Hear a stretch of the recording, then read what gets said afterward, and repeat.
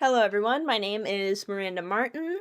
I have worked on the paper titled Preemptive Visual Token Verification for Preventing Evil Twin Wi-Fi Attacks, and I did this as a student at Kettering University with the assistance of my professor, Raju. So the motivation for this project was essentially looking into common use cases such as public Wi-Fi providers like you might find in airports, hotels, coffee shops, and etc. And then we identified the issue of that these common providers share a generic Wi-Fi type. Generally, they'll label it as hotel or hotel guest, hotel Wi-Fi. And the issue with that is how do the users actually know which of those Wi-Fis are the correct one?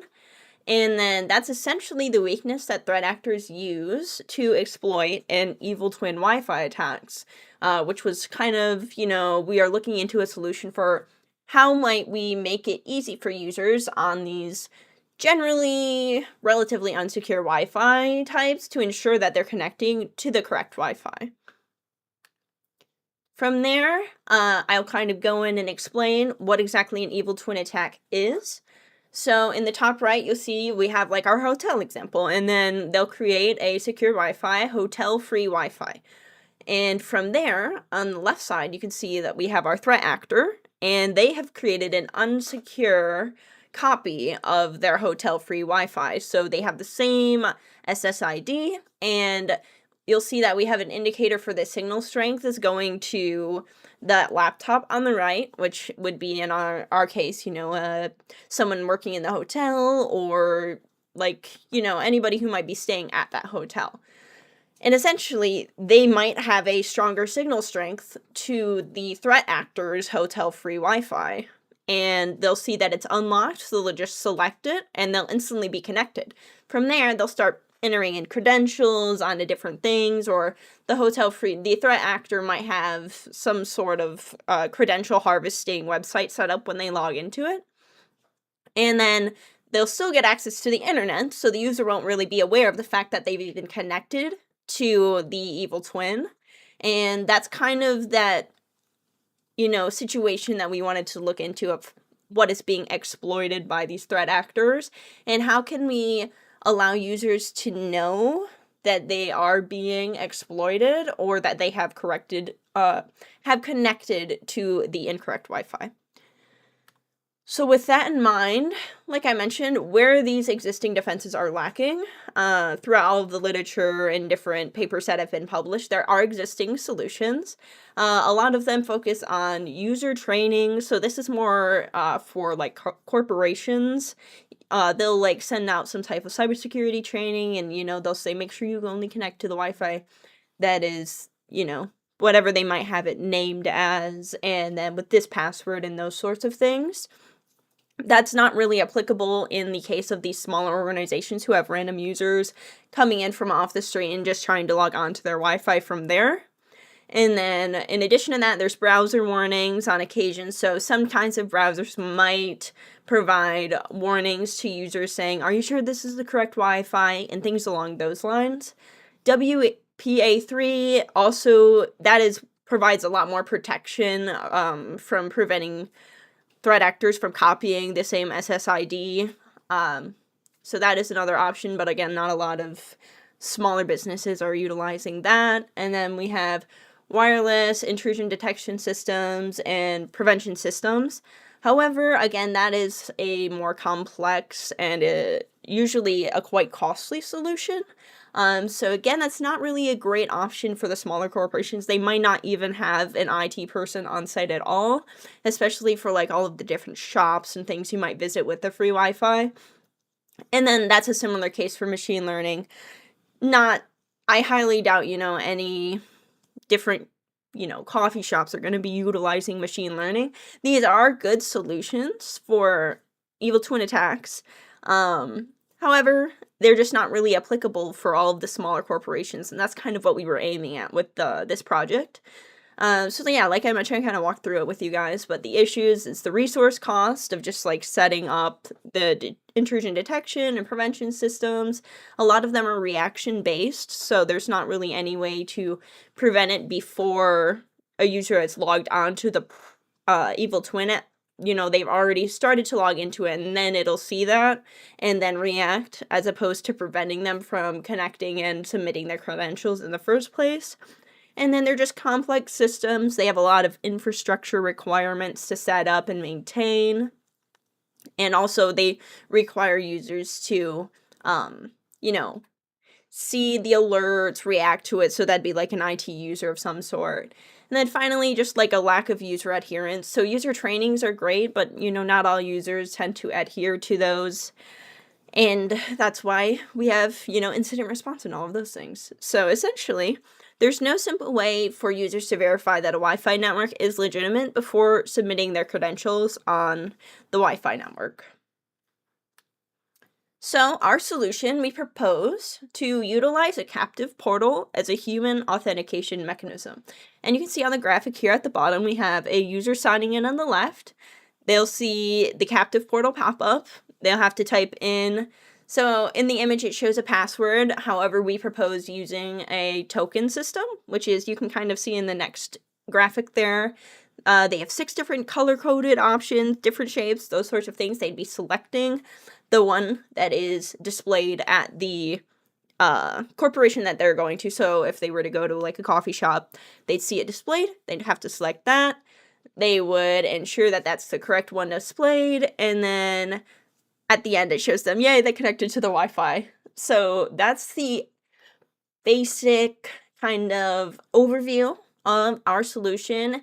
And then one of the main things that we thought that would be a benefit of this solution is that the user is actually aware of whether or not they're connecting to the correct Wi-Fi, as opposed to requiring a system to, see that they've connected to the incorrect Wi-Fi, alert someone, or disconnect them from the Wi-Fi.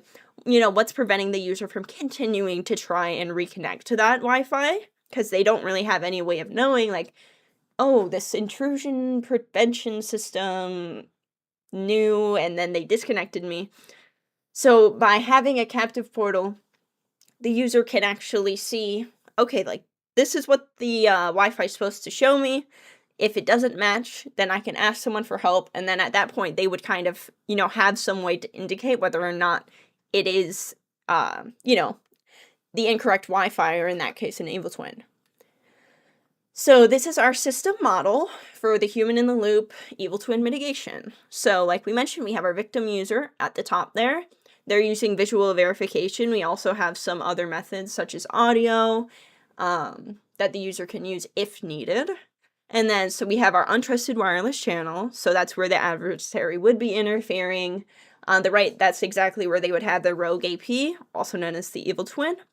And generally, it tends to have, well, it has to have the same SSID, but it tends to have stronger signal, as they'd be targeting some specific users, and they'd know their location of some way.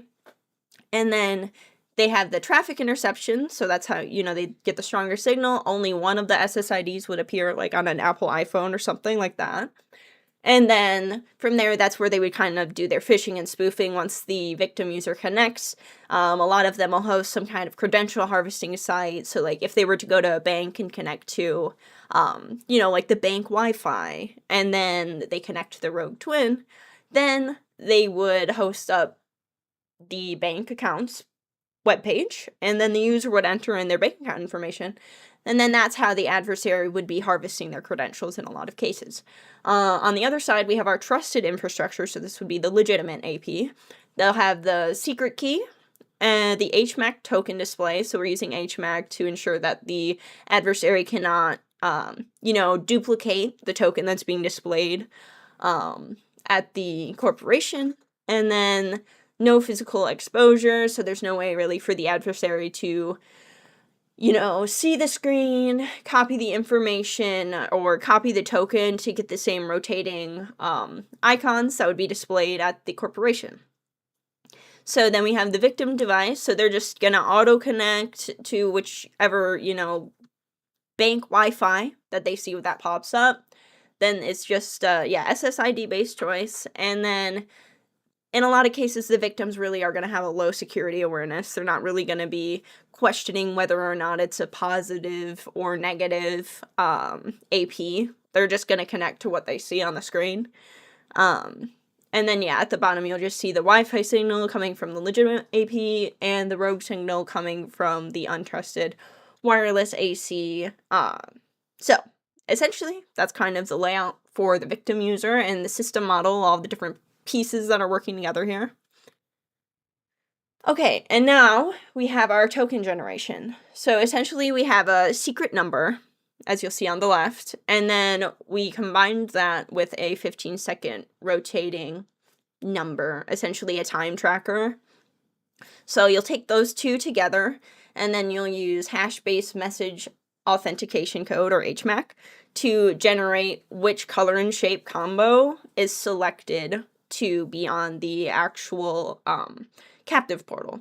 So the captive portal is going to show up on the user's device, but at the corporation, they'll have some kind of screen or display, whatever makes sense for them in their environment to show the users which color and which icon is the current one.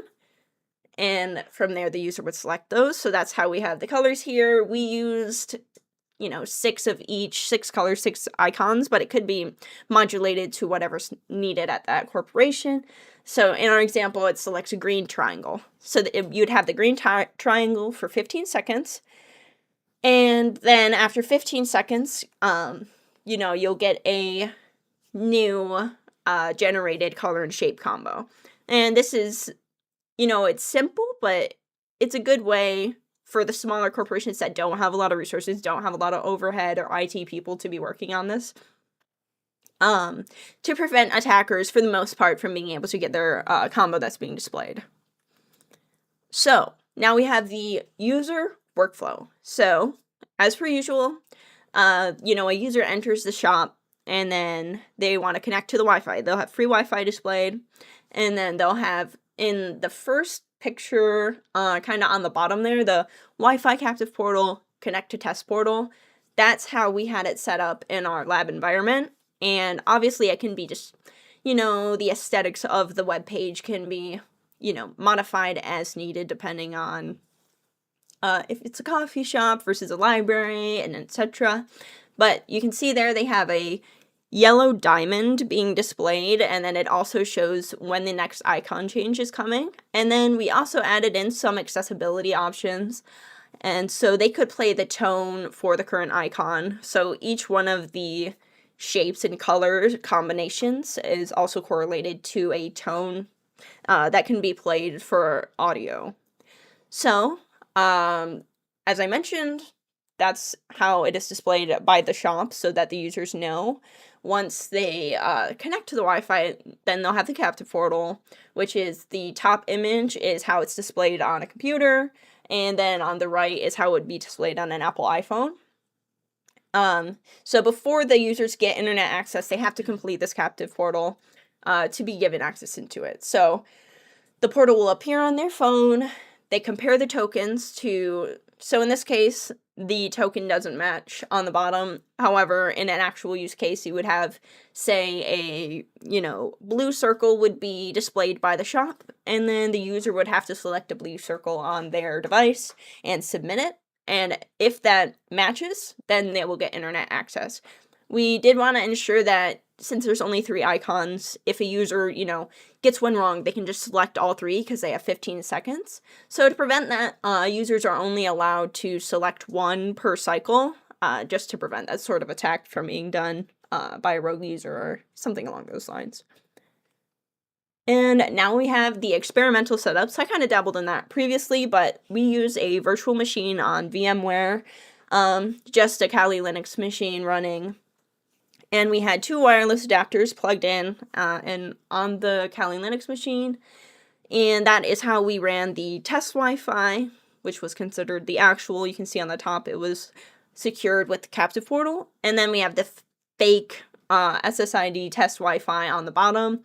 It is not locked with the captive portal, but we did increase the signal strength for the participants. And we had only 5 participants for our experiment. That was just what was available for us during our project. And these 5 participants, they all completed a pre- and post-assessment survey. So we asked them questions such as, like, do you know what a captive portal is? What sort of indicators do you use when selecting a Wi-Fi? Do you only go off of the name of the Wi-Fi, the signal strength, any sorts of other information they might use, they were able to enter there. And then during the experiment, we told them, yeah, we need you to connect to test Wi-Fi. And then we also had the virtual machines monitor displaying, what would be at the corporation. So the correct icon and then how much time is left, as we saw on the previous screen. So that is kind of the gist of the experimental setup. So they went through and did that, and then while they were connecting to the Wi-Fi network, we tracked additional information such as, did they connect to the correct Wi-Fi? Did they connect to the rogue AP and switch off of it? Or did they stay on the rogue AP? If they did connect on the rogue AP, how many seconds or minutes did they stay on there? And did they submit any credentials to any, anything online that they might have their credentials harvested by? So our results we had the confidence when selecting Wi-Fi networks on the left graph here.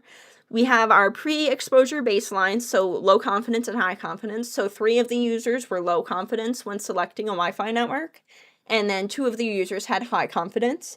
And then after the post-exposure, so after they completed the experiment, only 1 user was left feeling low confidence after selecting their Wi-Fi network, and 4 indicated that they were feeling high confidence. Some of them were able to kind of elaborate, and they chose to, and a lot of them indicated that having the captive portal available when they were connecting to the Wi-Fi and seeing that it matched the displayed icon pair, it made them feel a lot more confident when they were selecting their Wi-Fi network, which is why they increased their from 3 to 4 there. So, and then the second graph, we have network verification and switching behavior. So 2 users noticed that they were missing a captive portal, and that was 2 users out of 5 did select when they were connecting. They just happened to connect to the rogue AP as opposed to the real AP. And then you'll notice that we had a final network correct set to 5. So those 2 users did switch networks when they were connected to the rogue AP, and they indicated that this was due to a lack of a captive portal while they were expecting to see a captive portal. So that indicates, there was success in using a captive portal for mitigating the evil twin attack. And then finally we have did not switch network was set to 3, and that was just because they did not connect to the rogue AP and they saw that there was a captive portal and then connected to it using the verification method. They indicated they felt they were on the correct network at that point.